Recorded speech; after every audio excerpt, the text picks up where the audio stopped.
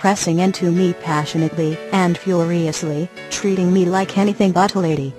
He was so difficult to read, a contradiction that I could not decipher.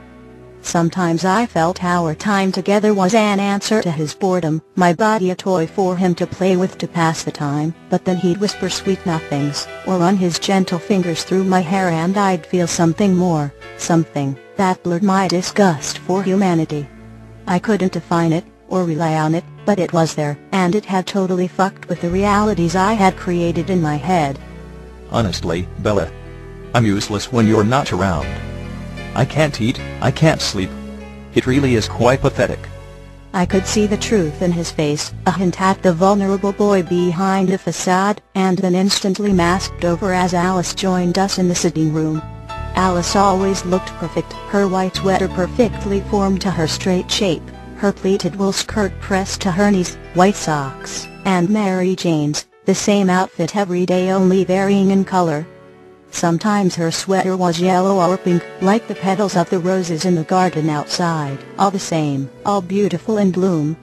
She kissed her brother's cheek before seating herself beside me like always. She laced her arm in mine, smoothing the lipstick of her familiar bottom lip, a look very much like Edward's, and I found myself dragging my tongue across my mouth in response.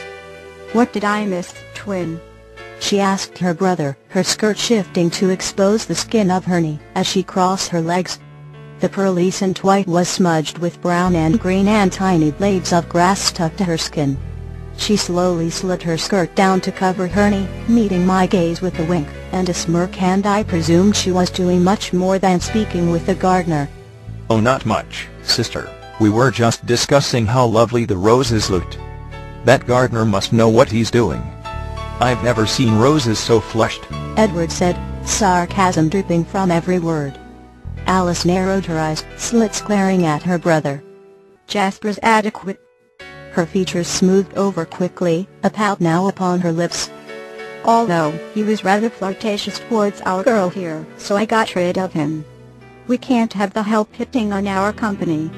It's rather rude, wouldn't you say?" Alice soothed, snuggling into my side and bringing her head to rest on my shoulder.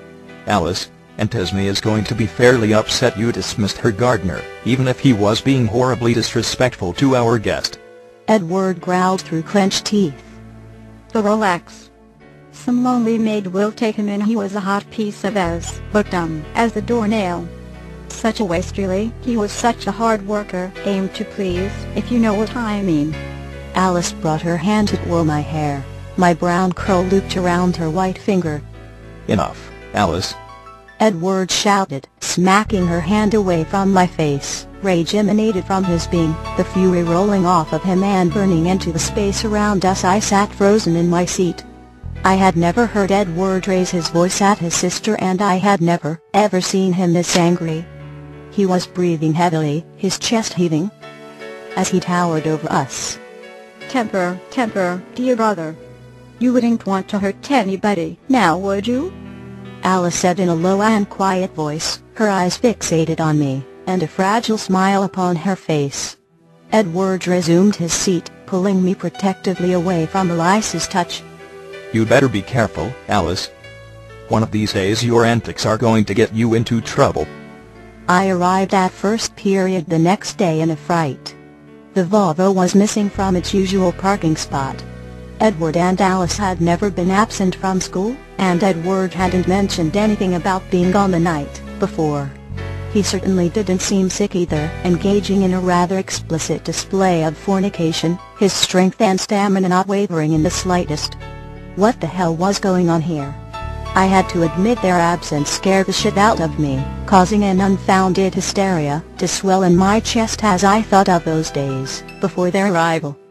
Fuck, when did this happen? When had their presence become such an essential in my life that the thought of surviving without them left me panting with panic? Directly following first period, I ran to see Esme, Pinnacle Cullen, to see where they were. I found her in her office, her face bare and clean of her makeup, her soggy eyes red and strained, and her hair pulled back in messy ponytail.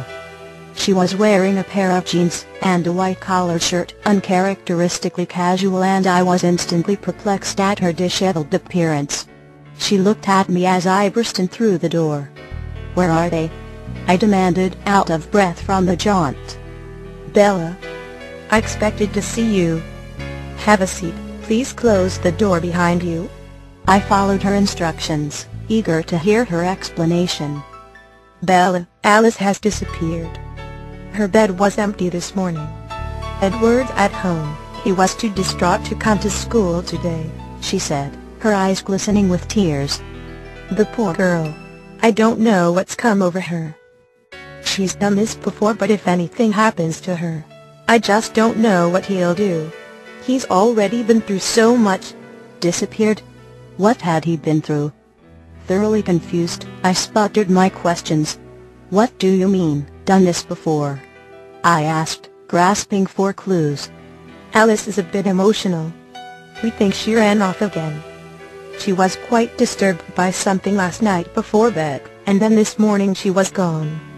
I called the police department, but they can't file a missing persons report yet, and I'm just sick to death that something is going to happen to her. She doesn't know this area, and I can't imagine where she would have gone to." Esme blew her nose into a tissue, fresh tears streaming down her cheeks. Why would Alice run off? She had seemed fine last night, the only disturbance happening early in the afternoon when Edward had yelled at her, but other than that the night had gone pretty much the same as it had every night for the past month. We played bridge until dinner, then we filed into the dining room to eat, and then Edward and I went to his room.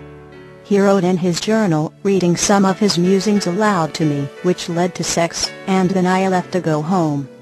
Although, last night had been different. As Edward walked me to my car, he had whispered 3 words into my ear before letting me go.